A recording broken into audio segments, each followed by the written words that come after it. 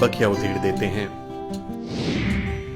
ब्राह्मण दावा करते हैं कि वो ब्रह्मा के मुख से पैदा हुए, तो क्या ब्रह्मा के मुख में गर्भ ठहरा था? क्या महावारी भी ब्रह्मा के मुख में आई थी? और अगर जन्म दिया तो ब्रह्मा ने शिशु को स्तनपान कैसे कराया? स्वार्थी ब्राह्मण पंडितों ने आम लोगों, शूद्रों और महाशूद्रों को सदा के लिए गुलाम बनाए रखने और अपना स्वार्थ पूरा करने के लिए धर्म और पाखंड को इजाद किया और उसके समर्थन में अनेक झूठे ग्रंथों की रचना की, जिसमें केवल पाखंड और काल्पनिक कहानियां भरी पड़ी हैं, जिनके जाल में अनपढ़ अशिक्षित जनता को फंसाकर वे अपना उल्लू सीधा करना चाहते थे और प्राचीन काल से कर रहे थे। मंदिरों के देवी देवता ब्राह्मण पुरोहितों का ढकोसला हैं। दुनिया बनाने वाला एक पत्थर विशेष या खास जगह तक ही कैसे सीमित हो सकता है? जिस पत्थर से सड़क और मकान वगैरह बनाया जाता है, उसमें देवता कैसे हो सकते हैं? अगर पत्थर में मंत्रों के जरिए देवता आ सकते हैं, तब तो मंत्रों के जरिए मुर्दों को भी जिंदा किया जा सकता है। अगर सबको बनाने वाला एक है और उसने ही सभी चीजों को सबके लिए बनाया है, तो फिर धर्म अनेक कैसे हो सकते हैं?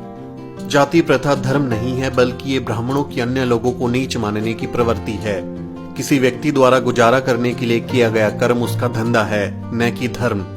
किसी भी व्यक्ति को सामाजिक समानता, राजनीतिक भागीदारी, धार्मिक आर्थिक स्वतंत्रता और पढ़ने लिखने से वंचित करना और उनका शारीरिक और मानसिक रूप से धर्म के आधार पर शोषण करना या शोषण को धर्म मानना क्रूरता और निर्दयता है। धर्म वो है जो समाज के हित में हो, समाज के कल्याण के लिए हो। जो धर्म समाज के हित में नहीं, वो धर्म नहीं है। मातंग आर्यों में जांचते ही खून एक ही आत्मा जान दोनों में। दोनों समान, सब खाते पीते, इच्छा भी भोगते एक समान। मातंग आर्य दोनों शोभा मानव की, दोनों का आचरण एक जैसा। पूछता हूं सब हुए कैसे नीच, आर्य क्यों उच्च? सभी व्यक्ति चाहे वो स्त्री हो या पुरुष, जन्म से समान होते हैं, इसलिए उनके साथ किसी प्रकार का भेदभाव का व्यवहार मानवता और नैतिकता के खिलाफ है। समाज के विकास के लिए जरूरी है कि समाज का संगठन ऐसा हो कि उसके सभी सदस्यों को स्वतंत्रता और समानता के अधिकार मिले और उनके बीच भाईचारा हो। स्वतंत्रता और अवसर की समानता हर मनुष्य की बुनियादी आवश्यकता है। स्वतंत्रता के अभाव में किसी भी मनुष्य के व्यक्तित्व का संपूर्ण विकास नहीं हो सकता।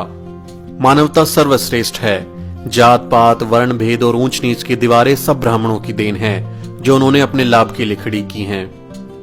विभिन्न प्रकार के कर्मकांड, धार्मिक अनुष्ठान भोली भाली जनता को लूटने के लिए बनाए गए हैं। ये एक पुश्तैनी धार्मिक लूट है। जाति और धर्म का भ्रमजाल अन्याय और शोषण की प्रक्रिया को बनाए रखने के लिए फैलाया गया है। धनी किसान की शादी में उनके रिश्तेदारों और बारातियों की अनदेखी कर ब्राह्मण दक्षिणा के लिए इतनी हड़बड़ी मचाते हैं कि वर वधू के पिताओं को रिश्तेदारों का स्वागत करने का मौका भी नहीं मिलता। ऐसे निर्लज्ज भिखारी किसी दूसरे देश या जाति में मिलेंगे?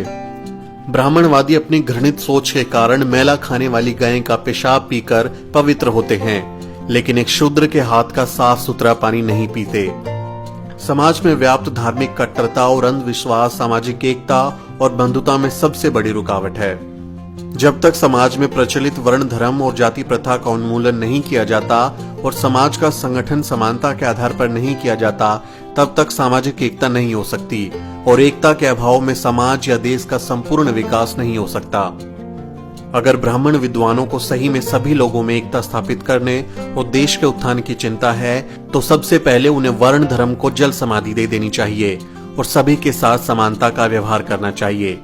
तभी समाज में वास्तविक एकता स्थापित की जा सकती है और देश का उत्थान हो सकता है। विद्या बिना गई मति, मति बिन गई गति, गति बिन गई नीति, नीति बन गया वित्त, वित्त बिन चरमराए शूद्र, एक अविद्या ने किए कितने अनर्थ।